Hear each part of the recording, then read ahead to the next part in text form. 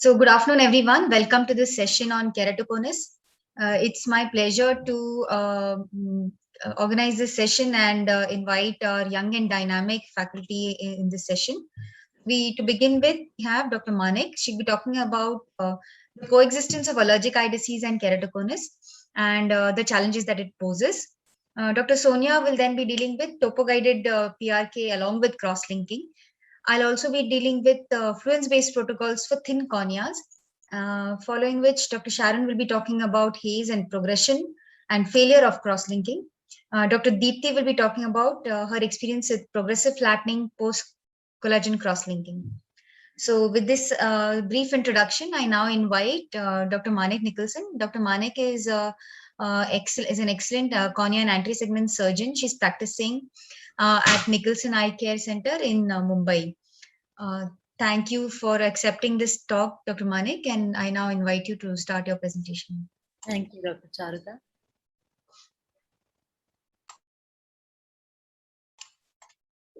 Is my screen visible? Yes. Okay, great.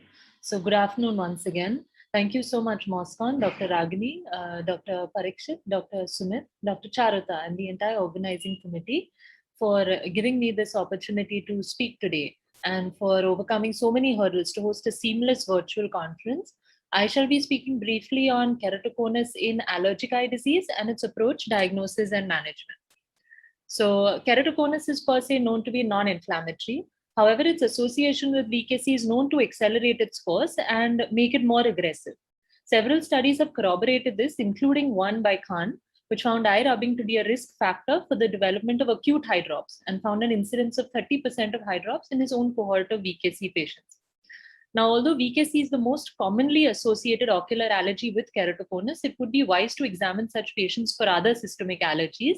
The Dundee University Scottish Keratoconus Study, which was a large prospective observational study, found atopic diseases including asthma, eczema, and hay fever in a large number of keratoconus patients. Now, in this video kindly shared by Dr. Charuta, a young boy with evident ocular ecchymosis and congestion, suggestive of VKC, is seen to be visibly wheezing and short of breath. The association of keratoconus and allergy has been linked to two theories, one involving the release of powerful vasoactive mediators like histamine, and the other to the mechanical trauma associated with forceful eye rubbing.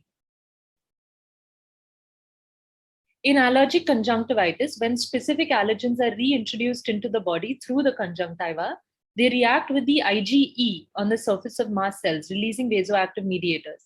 These mediators include molecules like histamine protease and TNF-alpha. This inflammatory milieu on the ocular surface compromises extracellular matrix remodeling processes, resulting in the ultimate ectasia. Now, most signs and symptoms associated with allergy and their ocular manifestations are primarily IgE-mediated processes. It is evident that a significant number of keratoconus patients do have higher Ig levels in their serum, and progression of disease and graft rejection is associated with this. Studies have also shown that it would be beneficial to reduce serum Ig levels to improve keratoconus prognosis. Tier Ig levels would provide the much needed relevant information pertaining to the actual role of allergy in causing keratoconus. However, its measurements for diagnostic purposes need further standardization, and until then, tier Ig just has a supplemental role in treatment. So there is a large body of work which has been done by Dr. Rohit Shetty in this regard, and one addendum to management to keratoconus with VKC, which he has suggested, is to objectively identify and manage allergy and altered IgE status. This involves triaging patients based on eye rubbing, detailed patient history, and looking for signs of allergy. A multidisciplinary team with the involvement of an immunologist is also beneficial. Identification of allergens using skin prick or patch tests and controlling them using allergen-specific immunotherapy might be beneficial in these patients as well. Now, challenges in corneal topography with VKC include scarring, concomitant ocular surface problems such as dryness due to LSCD, as well as patient cooperation in getting repeatable measurements. An Indian study which conducted a cross-sectional examination of all children with VKC with no clinical findings of keratoconus found 17% had topographic findings, with an inferior-superior asymmetric bow tie to be the most common pattern, prompting one to consider topography in all cases with chronic ocular allergy. Now, there are several dilemmas associated with cross-linking in children, which we shall aim to address here. Currently, standard cross-linking is advised if the corneal thickness is more than 400 microns, and hypotonic variant if the pachymetry is at least 360 to below 400 microns, but at least 360 microns. The timing of cross-linking is the million-dollar question. Several surgeons suggest using it in cases in which progression is of more than one diopter for at least 6 months. However, in such cases, it should be recommended to evaluate patients more closely, say every 3 months instead of 6 months as in adults, to identify earlier signs of progression. And it may be argued that since keratoconus does not follow a linear progression, such cutoffs may be arbitrary. And it is in my opinion that cross-linking should be offered at the first diagnosis of keratoconus, as the natural course of the disease suggests likely progression, more so in children with associated allergy. It is also imperative to wait for the eye to be quiet before cross-linking to prevent the occurrence of non-healing epithelial defects. Now, the original Dresden protocol, which was based on the removal of epithelium followed by the application of riboflavin and ultraviolet light for 30 minutes, is what is routinely recommended. Some BKC patients demonstrate partial limbal stem cell deficiency, which may result in delayed epithelium healing. And so care should be taken to protect this these limbal stem cells during irradiation by ensuring you maintain centration during the procedure. Now, epi-on versus epi-off is the huge debate. The epi-on or transepithelial technique cites potential advantages such as reduced post-operative pain, reduced risks of infection, especially in children, and the potential to perform this procedure as an outpatient treatment. However, the general consensus is that epi-on procedures is of doubtful benefit, and it may be reserved for uncooperative patients and when pachymetry values are on the lower side, less than 400 microns. Accelerated cross-linking is being accepted worldwide to shorten surgical time with good outcomes and is now a recognized method of treating such patients. Now, if all you saw was this tomographic map of the sagittal curvature of a VKC patient with keratoconus 3 years after cross-linking, followed by a second map 4 years after cross-linking with an increase in maximum Ks from 50 to 54 diopters. Just looking at this, one might surmise progression. But slit lamp examination revealed limbal white dots, suggesting a diagnosis of active VKC. So this might be erroneous. Consequently, treatment was initiated with a complete reversal of topographic findings. Pseudo-progression is known to occur post-cross-linking and is thought to be due to inflammatory changes in the stroma, leading to hydration of the stroma in VKC. However, such progression can be reversed with treatment. The second case exhibited advanced keratoconus at initial presentation and significant steepening 1 year after cross-linking. This is true progression. Two things can be looked for to diagnose progression, that is keratometry and pachymetry. It may be noted that pachymetry may not be the best indicator of progression, as compaction of the cornea has been observed post cross-linking, and artifacts such as light scattering may also produce false results. Therefore, it has been suggested that anterior segment OCT might be more beneficial for assessing corneal thickness in such patients. Also, two independent keratometric methods to assess possible progression together with the clinical picture may help us better diagnose pseudo versus true progression. Now, coming to repeat cross-linking, risk factors associated with progression after primary cross-linking remain unclear. However, eye rubbing was found to be a common risk factor to all patients by the same mechanisms as we've explained earlier. And a majority of studies report the failure of cross-linking during the first year. However, progression 4 or 5 years after cross-linking has also been known to occur. Safety, efficiency, and the technique of cross-linking redo have little literature available. However, it is recommended to repeat cross-linking using the initial Dresden protocol itself, which is time-tested. And it would also be prudent to perform an endothelial cell count before and after repeat cross-linking, as well as an anterior segment OCT after cross-linking to quantitatively assess the depth of cross-linking in the corneal stroma. In cases where contact lens wear is not possible due to ocular allergy and in advanced ectasia, surgical intervention is recommended. There are very few studies that have reported the use of intracorneal ring segments for pediatric keratoconus, and it does not seem to be preferred in pediatric cases with VKC due to the risk of aggressive nature of the disease and tendency for eye rubbing in such children. Before any surgical procedure, be it DALC or PK, it is imperative to ensure that the ocular surface allergy is well controlled. These patients have an increased predisposition for suture loosening, cataract, secondary glaucoma, and graft rejection, which necessitates close follow-up in them. So my take-home points are that keratoconus with BKC presents early and progresses rapidly. You should counsel aggressively these patients to avoid eye rubbing. Prior to surgery, any surgery, inflammation control is a must, and cross-linking is a safe and effective strategy to halt progression in such patients. Thank you.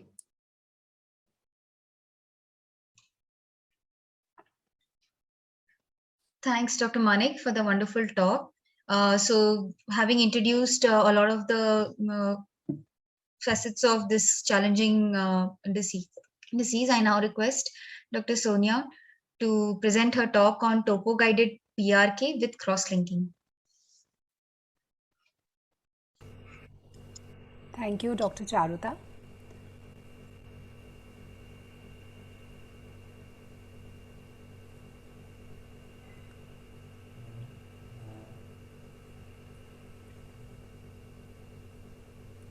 Is my screen visible? Yeah, visible. Okay, great. So, good morning, good afternoon, everybody, and it's a wonderful session on keratoconus organized by Dr. Charuta. And we had a wonderful first lecture. Now, going forward in the discussion for keratoconus, my topic for today is topographic guided PRK with cross-linking. So, keratoconus, as we all understand, is characterized by thinning and steepening. It results in irregular astigmatism, keratometric myopia, and a resultant in the decrease in vision.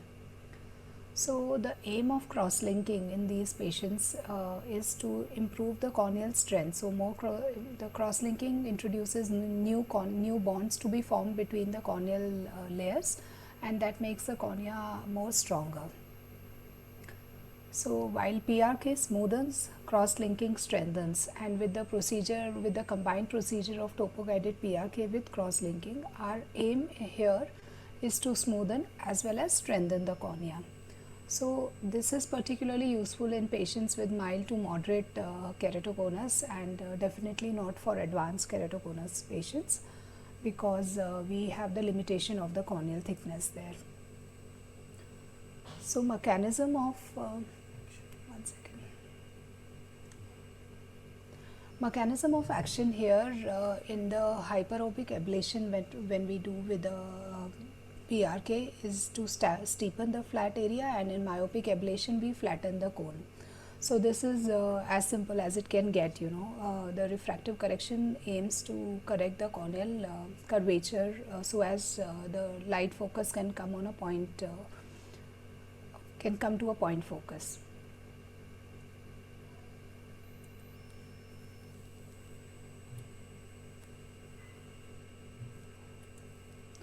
So the minimum pre-op thickness in all these patients I consider as 450 is my threshold. Beyond less than that, I really do not prefer to have PRK combined with cross-linking, because there is an ablation that we are going to do with our topo-guided treatment. Maximum ablation, although I prefer a 50 microns, up to 60 to 80 microns I am okay, as long as my residual thickness is 370 to 380 microns, but preferably 400 microns. So target here is to regularize the cornea, not to correct the entire refraction, and that is important for us to explain to our patients and to counsel them properly that after the procedure we do not expect the number to become zero. They would still require to wear glasses or contact lenses for the best vision, but definitely the vision is likely to improve. And emetropia is not our goal here, and we have to keep in mind that scarring and flattening effect would be there after cross-linking. So there is a great deal of unpredictability in all these patients, which we have to explain preoperatively to the patients. Let's look at the step-by-step procedure of how to go about it. So the key to doing these procedures is to have a good topography. So minimum of 3, but preferably a 6 to 8 consistent good images are required for us to get a good image or to have a reliable image.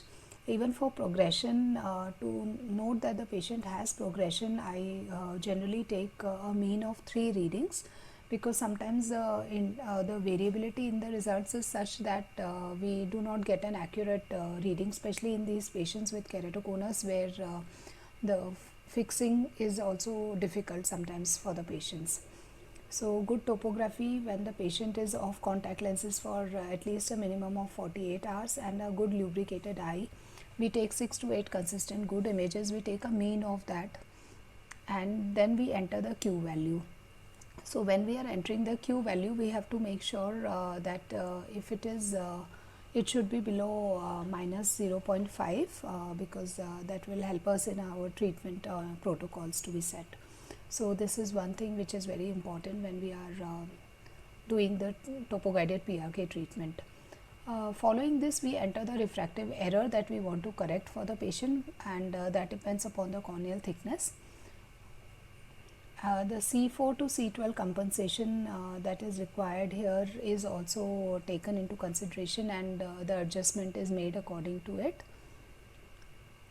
So as we can see here, the spherical aberration is counteracted by the the posterior corneal surface spherical the aberration created by the posterior cornea, and that compensation helps us in getting a good corrective error after the procedure, and the final refractive correction is what is entered into the system. So generally I prefer to do a trans PRK because the epithelium, as we know in keratoconus patient, is irregular. So and when we are doing our topography, we are doing the topography on this irregular cornea. So if we do a like debride the epithelium with a manual method or with an alcohol, then the cornea, the epithelium that we are abriding is of different depth at different sites, and that could alter our results of the PRK. So for that reason, I prefer to do a trans PRK, so that uniform thickness of the cornea is ablated first by PTK, and then following which a PRK can be done. So for me, it's always a trans PRK that I prefer to do in these patients especially. So here's a couple of examples I would like to share with you. So this is a 27-year-old female who came to us with a pre-op topography wherein we can see a superior-inferior asymmetry, we can see an ectasia, and there was a corresponding thinness of the cornea as well. So it was a typical case of keratoconus. It was a mild to moderate stage of keratoconus, and we decided to go ahead with topo-guided PRK along with C3R. As we can see here in the post-op picture, this is a pre-op and this is a post-op of the same patients. The best corrected visual acuity has improved from 6.9 to 6.6, and the corneal map has also improved significantly. This is a second case of a 24-year-old male. This is a pre-op and this is a post-op of the same patient. BCVA has improved 612 to 6.6 patients. So there is a positive change, and most of these patients do say that after the procedure they are able to, although their requirement for glasses remain almost in all the cases, but their quality of vision significantly improves. So last week, in fact, I had a very interesting change in refraction after topo guided PRK. Like pre-op, the patient was 2.5 diopter sphere with 2.5 cylinder. And after the procedure from 2.5 he became 7 diopter sphere and 1.5 diopter cylinder. So it was like, although the topo map improved and there was a cone which shifted towards the center, which resulted in this steep ectasia or the steep myopia, patient had to be counseled that such changes can sometimes happen. So we have to be prepared for these surprises. So topo guided PRK and cross-linking is effective. I think it's one of the most effective tool that we have today in a mild to moderate cases of keratoconus to improve the quality of vision along with strengthening the cornea. Regularization makes it amenable for a better contact lens fitting as well. Sometimes it may be combined subsequently with other modalities like ICRS or a phakic IOL depending on case to case basis. There's just one point that I want to highlight here, that initially, the initial treatment was done with cross-linking, first stabilizing the cornea and then doing the PRK. But nowadays we are preferring, instead of sequential, a combined procedure for a simple reason that if we do our PRK after cross-linking, we will have to remove that cross-linked cornea, and that would again make the cornea more susceptible to ectasia in future. And also the scarring and haze is a problem after sequential treatment. So these are the few points that I wanted to share it's a journey I'm doing with this procedure, so I'm also learning. And if there are any questions, we can take, or we can take them later depending on the time. So thank you all for listening. Thanks, Dr. Sonia. Dr. Sonia is a senior cornea and ocular surface surgeon at Bombay City Eye Institute and Research Center. Dr. Sonia, I wanted to ask you, have you encountered any treatment failures, or have you come across any literature about treatment failures, cross-linking failures post trans-PRK with CXL? I think last 10 to 15 cases which we have done in the last 3 to 4 months, I don't think I have had a failure, in the sense that almost all the patients, the best corrected visual acuity as well as the uncorrected visual acuity has improved. But there has been a refractive surprise, definitely. Sometimes refraction has increased significantly, as I mentioned. But in almost all the cases, undercorrected and the best corrected visual acuity has improved. That has been my experience with this in the last few months. That I think last 6 months, this has been my results. Okay, it would be very interesting to know the long-term outcomes also. And we'll be seeing later on, Dr. Deepti is going to talk about progressive flattening also. So maybe she could also add on to this, the Yes. long-term outcomes. So I think, like you very nicely highlighted, case selection is very paramount in these cases. Thank you so much, Dr. Sonia. Thank you, Dr. Charuta, for giving me this opportunity. And next, I would like to invite our chief instructor, Dr. Charuta Puranik, who is a cornea and anterior segment specialist. She has been trained at LV Prasad Eye Institute and Kyoto Prefecture University of Medicine under Dr. Kinoshita. Her special area of focus is ocular surface and regenerative medicine solutions for keratoconus, and she is a bundle of knowledge, and she'll be talking to us and with her insightful insights on what to do if the cornea is too thin. Many times we come across this situation. So she will be sharing the fluence-based protocols for thin corneas. Dr. Charuta, over to you. Thank you so much, Dr. Sonia. And it is my pleasure to be talking on this particular topic. It has been encountered quite a few times in the clinic that we have this case I will be sharing with you as a starter for my talk. This is a young 20-year-old male patient who is still completing his studies. He presented to me with a borderline pachymetry of 400 microns, 433 and 422 in each eye. And at that point, considering his history of frequent change in glasses and increasing cylinder on his glass prescriptions, we had advised him to undergo cross-linking immediately. But as is the protocol or this thing, he could not follow up, and he represented to us a couple of months later, wherein the pachymetry had reduced by 30 microns, but the cylinder had stayed stable. Once again, we advised him to undergo cross-linking, and the plan was to do a hypotonic cross-linking for him. Again, the patient, due to financial constraints, and also it was in the middle of the pandemic, was lost to follow-up, came back again in April 21, at which point the pachymetry had significantly gone down. Now, at this point, unfortunately, I had to tell him that we don't really have any options of going ahead safely with the cross-linking, because we would not have the recommended minimum corneal thickness of 400 microns, nor was he amenable to a hypotonic cross-linking. So this was a sort of a death sentence that we were telling him, because we knew that his keratoconus was progressing. He did have some underlying allergy, which again, on and off, because of his infrequent use of anti-allergic medications, he would keep getting recurrences. So now a number of protocols have been described for stromal expansion, that is like by the use of contact lens, hypoosmolar riboflavin, leaving behind an epithelium of epithelial island on the thinnest cornea, and also smile lenticle assisted cross-linking. But each of these has been documented to have a certain amount of limitations. Like, for example, the contact lens actually reduces penetration of both riboflavin and the ultra UV radiations.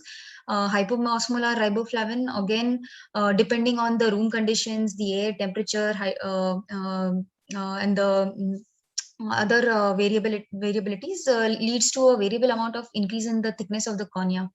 again, epithelium on or island cross-linking actually reduces the efficacy in the thinnest area, which is where actually we need the efficacy of the cross-linking happening. SMILE lenticle assisted again have contradictory results and have some technical limitations again. So for this, with this in mind, I looked at literature which is for thin corneas cross-linking, and the ELSA Institute has come up with an algorithm wherein the overall fluence is now adapted to the stromal thickness, and cross-linking is thus performed. Now they have individualized the irradiation settings based on the minimum corneal thickness. And at the end of the riboflavin soaking procedure, they remeasure the thickness, and based on that, use the protocol. They have shown long-term results up to 1 year. Now, what they used, the protocol that they used was sodium edetate plus stromitamol enriched riboflavin phosphate in 0.1% hypotonic solution. This is their trade solution, which they call Ricrolin Plus, available only in Italy, not yet available in India. They then monitored took 10 readings of the thinnest pachymetry, which was assessed pre-operatively, and at the end of the soaking protocol they took 10 readings at that point, and the lowest reading of these 10 was taken, and then they followed the sub 400 nomogram. Now the demarcation line was assessed in all these individuals at 1 month post-operatively, and this is the protocol as described in the table. So let's just look at it a little bit. So in this case, they did not vary the intensity, that is 3 milliwatts per centimeter square. What varied was the total energy or the total fluence. Now, in this case, the limitations of this individualized sub 400 protocol is that there is the use of Ricrolin Plus, which is not yet available, and also they did not vary the settings. Also, we know that among the available machines that we have in India, some of them have fixed UV power delivered and fixed timers, so which makes us so we can't actually vary the amount of duration for which we are going to apply the UV radiation. So,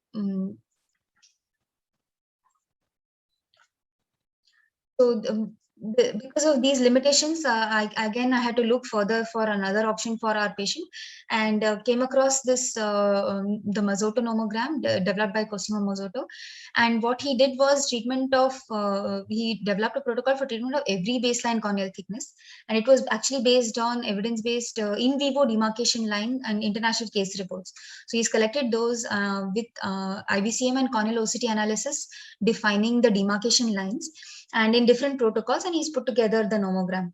So clinical and instrumental observation was done with mathematical correlating with the mathematical model described by Friedman. Now, what he described in his table is the measured demarcation line and the calculated demarcation line, and found that it correlates. So based on this protocol, what we did was we followed the same for our patient, and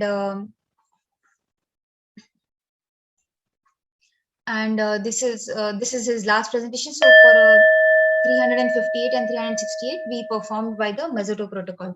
At 6 weeks, the demarcation line was leaving behind around 150 microns of stromal bed, and the endothelium was found to be safe. And this is his most recent topography maps, which show good stabilization of the progression. There's been no further thinning, and also the keratometric values are showing serial flattening. In my practice now, I've started using the nomogram for all cases with thin and progressive keratoconus, wherein the best corrected visual acuity either with contact lens or with glasses is better than 20/40, thereby precluding them from any other surgical modalities. Also, the patients need to understand that this is a recently introduced approach, and therefore need to be motivated for the not wait and watch approach. Also, especially in cases where high risk of progression has happened, and those who are actually motivated for follow-up. So at this point, if there are any questions, I'd like to take them. We still have 2 minutes to go. Charuta, very, very nicely summarized. I think this is a protocol which we have all been awaiting for. So just a few questions. What is, how long have you been doing this, and what would be the thinnest that you have operated till now? So we've done it in 2 cases only, Dipti, because we've come across it. I was actually waiting for this patient's long-term follow-up. But then the second patient which I did was also again similar thickness only. I've not gone beyond 300. I've not gone lower than 300. But yeah, in this patient, we could systematically do both the demarcation line at 6 weeks exactly, and also serially the topography. So it's been actually quite encouraging, and the motivation actually came from the patient himself. So he didn't want to wait and watch, and he was actually quite surprised that why there is no option available in in between phase.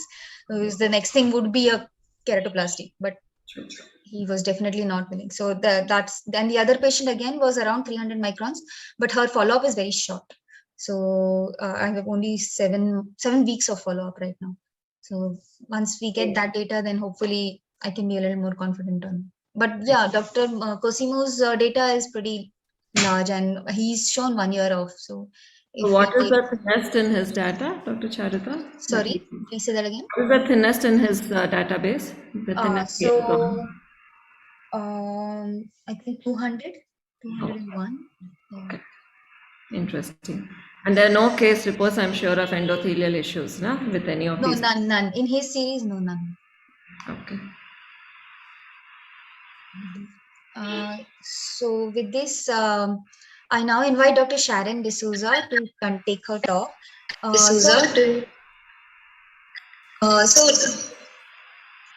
Yeah, Dr. Sharon is a senior faculty at Narayan Nethralaya. She's a very avid publisher, multiple publications coming from her side, and I look forward to her talk on haze and progression after cross-linking. Thank you, Dr. Sharon. Your slides are visible. Yeah. Good afternoon, everyone. At the outset, thank you so much to Dr. Charuta Puranik and MOSCON for this opportunity. So we can start the presentation. I'm sure there may be questions and we can discuss through or at the end. So cross-linking, as we've seen from these very interesting talks before, is something that is quite accepted as a procedure. There are many variations to it, and the indications for it are also expanding as we go to thinner corneas, more advanced corneas. But something which always scares us is if there are any potential complications, and some of the things which worry is whether there can be significant haze similar to what we see in a PRK, but due to the cross-linking effect. Now, I thought we'll just have some few questions. So if there is a haze post cross-linking, and we do accept that it's part of the natural healing, one of the most important questions is how much haze is acceptable, and how long, if this haze lasts, how long do we think it should last, or after what time do we get worried about it? Also, it's important to note whether the haze is restricted to the anterior or mid stroma, where we see the demarcation line, or it's a much deeper scarring where there is a scarring or injury to the endothelium. And of course, the demarcation line, what we've been talking about, should be visualized if we are mistaking that for a haze. So it's as we go forward, we'll try and figure out why this is happening. So we understand that obviously as the name suggests, it's collagen cross-linking, and we know that many of these patients may have allergy and eye rubbing, both of which increase the inflammation in their eye and can predispose them to have altered wound healing, which, as we know, a scar or a haze is part of how the eye heals.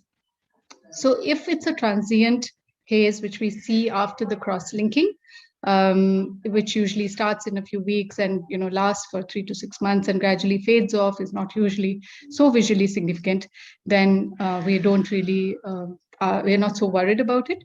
But for a subset of patients, it may be deeper haze, long-lasting haze, or going into a scar formation.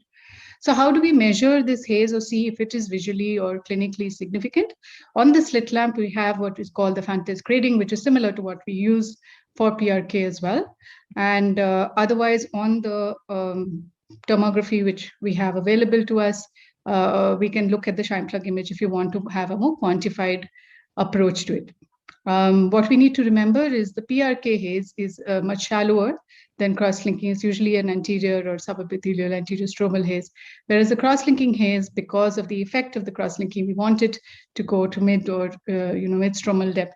So you're going to get a haze which involves much more of the stroma. Also, it may be central versus mid-peripheral, and that's what we look for. Usually, if it's a mid-peripheral haze, it may not be as visually significant. So what are the possible predisposers or risk factors for haze? As I was discussing, a lot of allergy, if there's significant allergy, that could be one of the reasons why the eye would not heal normally. Similar to PRK, if there's any reasons for having a hypertrophic scar or keel-eye tendency, these people may develop more haze or scar formation. And depending on the different grades of keratoconus, so as we have more advanced corneas being treated, we have to be very careful about what depth gets treated or cross-linked and whether we are causing any undue damage there. A very important point, I think, is machine fluence and calibration. So it's a good idea to do that before every case to try and make sure that the amount of energy reaching is adequate, appropriate, and also to the appropriate depth. Otherwise, we may develop these hot spots, which can also develop into deep scarring over time. Again, usually it doesn't, it's not very common to have any endothelial damage, but as we go to thinner corneas, it is more, possible that we may damage structures we are trying to safeguard. And of course, post-operative, both in the early period and the late post-operative period, there may be factors which cause undue irritation to the eye, even something like a very tight BCL, or watch for a delayed epithelial healing in a person. And those could be signs that this patient may develop more haze over time. So why are we worried about this? Is because if there is more haze or which goes into a scar formation, obviously the visual outcome may be more poor. And as we'll see in future talks, there may be excess flattening over time as well. So we have identified different factors which may be part of why this inflammation happens. But what is published literature is that haze which we are seeing in a normal post cross-linking eye, that haze is part of how the eye changes. It's not abnormal. It's not a problem if we see the haze. And it's because in the early phase, the normal keratocytes which are there, they get obliterated. There's apoptosis. And there's repopulated by activated keratocytes, which on a confocal appear very bright. And there's an edema and hydration of the glycosaminoglycans or stromal fibers. And this is what we see as a haze. And over time, it does resolve without going into a scar formation. But and so usually by 3 to 6 months, it would gradually reduce. But there can be a disruption of the normal process. It goes into aberrant collagen and that form a scar formation. And these people may have it for a longer period of time. So we have to watch for that and try to prevent. Now, when we say cross-linking the good collagen, the idea is that not everybody who has keratoconus requires cross-linking. There may be pros and cons to an early cross-linking, but we need to be aware of avoiding excessive cross-linking as well. It's a good idea to wait for a progression, see if it requires a cross-linking, and then go into it. So how do we prevent this if we are trying to prevent an excessive haze? Is, of course, cross-link at the appropriate time. If they have any allergy, if they've been contact lens users, if they have just ocular allergy, then that needs to be treated aggressively. Vitamin D and IgE have been known to play a role in controlling their overall ocular health. Watch for the delayed epithelial healing. And in the post-operative period, if we find that they need to be treated for a longer period, you might have to give steroids. So as I was saying, the haze usually starts in the early post-operative period and gradually reduces. And it's not usually visually significant after this period. If it's a mid-peripheral haze, it may not be visually significant, but watch out for this entity called a late onset haze, which can come in even after 6 months, which there have been reports of. If we have to treat this haze, you feel that there's a lot of excess haze, then the topical steroids need to be given for a longer period, at least for 6 weeks. And this could be either a softer steroid like loteprednolol or Predfort, but that would depend on the physician's choice. And you may also need to use other medications like cyclosporin. And of course, as I said, we need to control the systemic issues. So vitamin D has been known to have a role in helping the healing. So it's a good adjunct if you find your patient has low vitamin D to help that. And of course, medications like trehalose also help to reduce the inflammation. And so just the last part is about progression after cross-linking. Now, we know that there are a lot of different high risks for a regular progression of a keratoconus, but progression after cross-linking is not at all common, it's very rare. But the risk factors remain, similar. So this is a patient who had a cross-linking many, many years back. As you can see, he's 33, and he comes back 10 years later with a massive progression. Other than allergy, he didn't really have any other risk factors. So we're wondering why he should have progressed.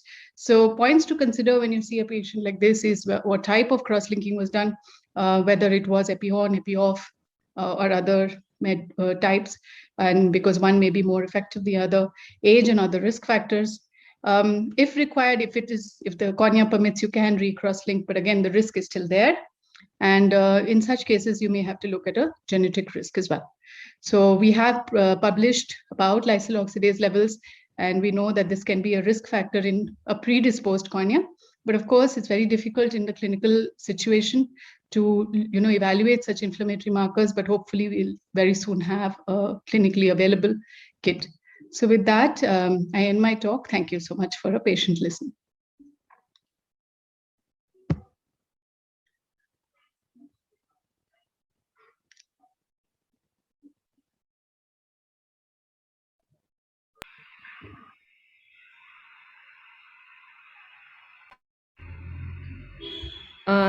Sharon, thanks a lot. I think it was a very nice summary.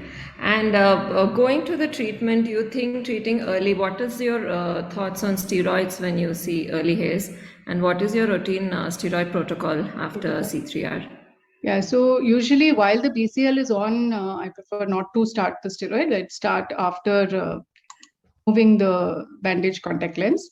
Usually this haze, initially there may be just edema, what you see in the first, like post-op day 3 or something, but the haze would start a little later. Predfort is fine as long as the epithelium is healed and there's no risk of infection. Predfort is fine in a routine weekly tapering. But if at, say, at week 2 or 3, you feel that the haze is quite significant, then you'd call them back for at a time when you're tapering the steroid and see if you need to extend it by giving a softer steroid for a longer duration. And you can add on cyclosporin. I do use a lot of cyclosporin if I feel there's potential of haze. So do you think that haze happens more frequently in the Indian population than in that described in literature? Do you come across it more often in cross-linking? So as I was saying, haze post cross-linking is expected and normal. But yeah, very severe haze is not at all that common. It may be that the UV exposure gives us a little more risk, but I don't think visually significant haze is that common, lasting, more than 6 months, 1 year. But yeah.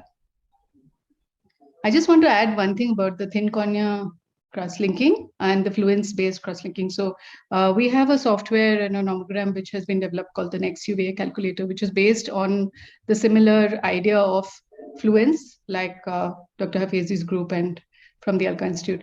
So similar concept where the Fluence is the Fluence is altered based on the pachymetry of the patient, and then it will just give you what energy and what time duration that you need to put it. And we have been using this concept of thin cornea cross-linking for some time. It's extremely good results, as you've shown in your cases as well, and not much endothelial damage. And even on a long-term follow-up, they are doing quite well with no progression. So promising results. Good to know. Which machine are you using for the? So we have the Avidro cross-linker, and we also had the Peshke. But basically anything which you can, modulate the time and the energy. Yeah. It doesn't matter really. It's a software. It can be put onto, you just have to calculate it separately and then enter the timing. It's not on the machine. Yeah. So if you've already purchased a machine that doesn't allow you to modulate the time, it's a little bit of that's a little difficult. So then you just go to the closest time, like how is shown in that nomogram. You don't have to go to 9.5 seconds, whatever, like that. And you're following it up with the demarcation line alone or any other parameters? And specular and the clinical follow-ups of the haze and the topography. So, because those would be the primary concerns, because these are thin corneas. But as you said, not like we've done very thin. Yeah, I think 350-ish is where we've stopped as of now, so, to see the results. 350 with the epithelium included? No. Okay, good to know. So thank you so much, Sharon, for joining. I know you're part of another session right now in DNN. It was good to have you. So I would now invite Dr. Dipti to give her talk on progressive flattening post cross-linking. Dr. Dipti is a cornea and ocular surface surgeon, and she's at Karthik Nethralaya. She's a very good speaker, and I've seen a lot of her presentations. She's also a very good moderator. I now invite her to give her talk. She's shared her cases of progressive flattening before in a couple of groups, but I would like to know the entire scope of her experience today. Thank you. Thanks, Dr. Charuta. My internet somehow is fluctuating, Charuta. So if something happens, please let me know. I'll shift off to some other internet here. Sure, noted. Your slides are visible. Yeah, thank you. And thanks to you for asking me to talk on this. So I have just compiled a few interesting cases, but this is the first time I actually sat and made a presentation. So thanks to you, my brain got thinking a little more on this topic. And it's really nice to be a part of this all-girls team. So the flyer you put in the first was very nice. So I think we have seen a lot of excellent talks till now. And what I'm going to speak is something which is not very commonly spoken of. So I happened to see a few months back quite a few severe progressions of people who I had cross-linked few years back. So I just started compiling these cases and doing a little literature as to why these people are behaving a little differently. So first of all, let me start by what should we expect after a cross-linking. So I've divided into a topographic change. So many of us are used to the pentacam. So first thing what you would see after a cross-linking would be a reduction in mean K. I'm sure many of us who have done a decent number of cross-linkings, we know what happens at a month.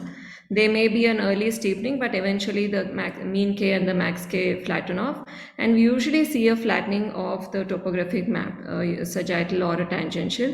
And we usually do see thinning of the pachymetry. So these are common things, and many of these keratoconus indices usually reduce because you're making your cornea a little more smoother, though it's an added advantage, but you do see a lot of these indices dropping in their number. And somehow there is not a significant change in best fit sphere. So that is something very interesting that we usually see, that the topo maps and the pachy maps change much more than your elevations.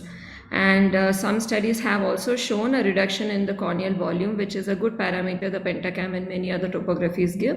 And only parameter which few studies have shown to progress is the progressive index. That's for the simple reason that progressive index basically gives an averaging. Basically, it's an average of your central and your peripheral pachy. So when you do a cross-linking, you're concentrating on the center. So your center pachymetry drops and the peripheral doesn't drop as much. So that is the reason one may see a slight increase in your progressive index.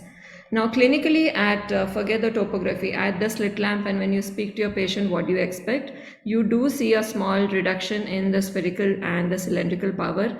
Majority of the patients do have a small improvement in the UCVA and BCVA. There is increased haze or scarring, as all the speakers have told, on your slit lamp. And there have been a lot of studies which shows that the aberrations reduce. So there is overall slight improvement in the clarity. So mind you, these are not things which C3R will provide, but if you look at 100 patients, majority of them may have such findings.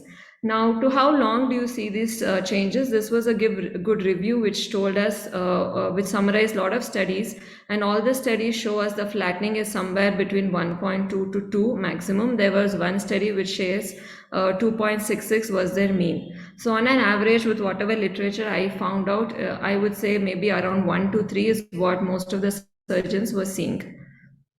So now what time does these changes happen? Now we all know if we are doing ICLs, we know generally we do it after 6 months to a year, because most of our changes in your topography is done by that time. So usually 6 to 12 months, the topography sort of settles down. Very rarely you may have a change later on. Now with that backset of what majority behave, let me present this case. So this was a typical keratoconus, a huge superior inferior asymmetry. And this was the same cornea 2 years later. So what surgery had I done? So this is looks like a topograded PRK, but this certainly is not. So this was a regular C3R done with Reston's protocol. And look at the amazing flattening that has happened. So this was 49 and 38. So this is the change, almost a maximum of 13 diopters of flattening over the 2 years. And I'll show you the 1 month map, which didn't show this much of a change. So all the changes happened between 1 month, and next I saw the patient was only after a year or two. So that gives a basis of what I'll discuss today about progressive flattening. Why actually does this happen? Are there any clinical implications? And can it be predicted so that you tell your patient and you can plan your treatments better? Is there any preoperative topo signs where I can predict this? And also few case studies of my own patients. Now, these are the three things which all our speakers have told us. So we have haze, we have thinning, and we have flattening. So actually flattening is an end result of the haze and the thinning that happens. So to know a little more of the pathophysiology, haze, as Sharon very nicely told, why does it happen? Is basically you're activating your stromal keratocytes, which usually maximum, there are a lot of confocal studies which show it's complete by around 6 months. So these alter the crystalline proteins, which increase the light scatter. And also the space in between the collagen is higher. And also a very important finding is your collagen diameter increases. So these have been shown over various studies. And why does your cornea thin? The cornea actually thins because your collagen is getting more compact, increased cross-linking, and there's sort of a shrinkage. And there are changes in your corneal hydration. There can be apoptosis and glycosaminoglycans. So basically because of this haze and thinning, I think eventually the cornea flattens. So that is the reason why the small flattening happens. Now in these, there are very few reports, I should say, of excessive flattening. Now what have been postulated or thought of by these authors are probably why am I getting excessive flattening in just few patients. Maybe have an exaggerated activated keratocyte causing a little more stromal inflammation. Maybe that's some sort of intense wound healing phenomenon and increase in the corneal elasticity. So I truly don't know why it's happening, but none of the papers could give a concise answer other than these three concepts. Now, second important thing is, okay, let it flatten. How does it affect my treatment? So the only clinical implication would be to see how your refractive shift happens. Otherwise, it's nothing to do with the flattening. So we know that it can, most of our patients are high myopic. So we know in the beginning stages, we are getting lower myopic, they may touch emetropia, and sometimes, unfortunately, they can even go hyperopic. And this is of extreme importance when we are planning a refractive procedure like a TPRK when we do this. So as we go down the grid, the patient is going emetropic, he's very happy after a year. But in case he goes hypermetropic, believe me, they're the most saddest patient because myopic is much better than being hyperopic. So this is something clinically we'll have to probably hint patients whom we feel are a high risk for excessive flattening. So how can we predict? So again, I'll show you my cases, and before that, what has literature said, when are these things happening? So very early, I think this was one of the first papers on intense flattening. So the only thing which was told by the author here is more severe your keratoconus, more chances of the reaction your cornea gives and more flattening. And it also showed that more amount of deep stromal haze, the flattening could be high. This was again a good paper which told us that look at your Kmax. So higher the Kmax, you can expect more the flattening. And this interesting paper looked into 151 eyes of theirs, and they found out this figure. I don't know how they got this magic figure, but they say anything diopters have a high risk of flattening. And this paper showed us thinner the cornea. They had a nice set of patients whom they compared with, and the corneas which are less than 400 had a higher risk of flattening. So the thought process behind them saying this is because you already have a thinner cornea and you know your demarcation is going to be quite deep. The percentage of cornea which is cross-linked here is higher. So you don't have that big posterior untreated cornea. So probably that is why they're flattening a little more. So I think there are a few other papers which said central cones flatten more. So to just brief it up over what research says, I think people are trying to say more steeper your cornea, more thinner your cornea, and more central your cone. There may be the cases where you will have flattening more than the other patients.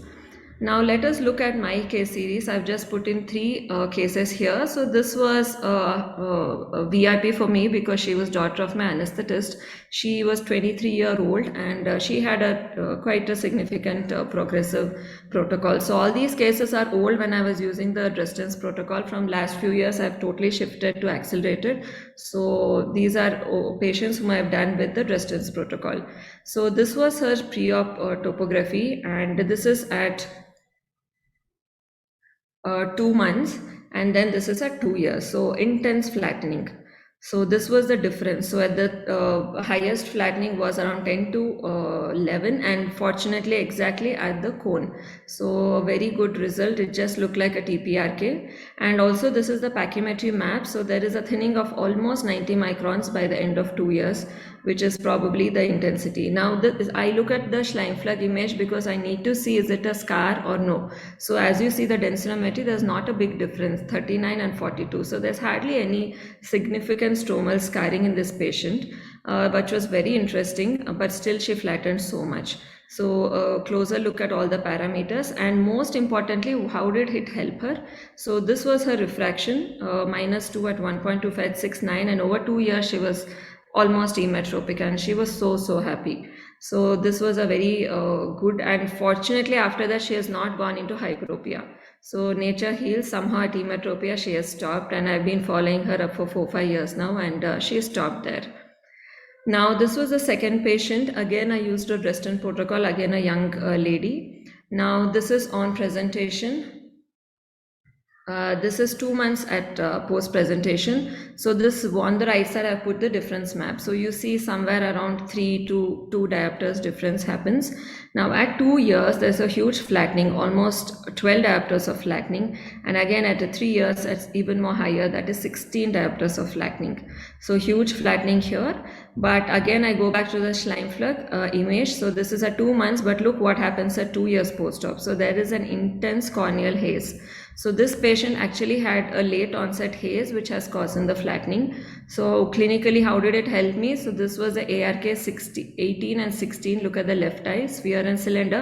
It dropped well to 11 and 12, but it really didn't help her vision because this was basically a midstromal scar which had caused this flattening. So she was again on contact lenses, very happy, but unaided there was no drop like my previous patient because her stroma was very clear. So case summary of this is different. Certainly, I'm sure there's a difference in pathogenesis because this is just because of a scar formation, and unlike the previous case where there was no scar but still flattening. And because of the scarring patient, it didn't really make a difference. Her vision remained the same. So I went through few publications. This was one of the first publication where they had described a flattening, but actually when I studied their Schleimflug, even that was a scar related. This was actually not true flattening. So that is something we'll have to consider when we look at the papers. Now my last was a 33-year-old woman. Basically she's from Maharashtra who settled in Bangalore. So this was topography, and this was 2 years post Dresden's protocol. Again a beautiful flattening of almost 6 to 7 diopters, and again here she was from 7 to 1.5, almost 8.5 of power to came down to 2 sphere and 2 cylinder, and her unaided vision came from 660 to again 618. Again this patient had quite a clear stroma with just intense flattening. Again a very good results and a happy patient.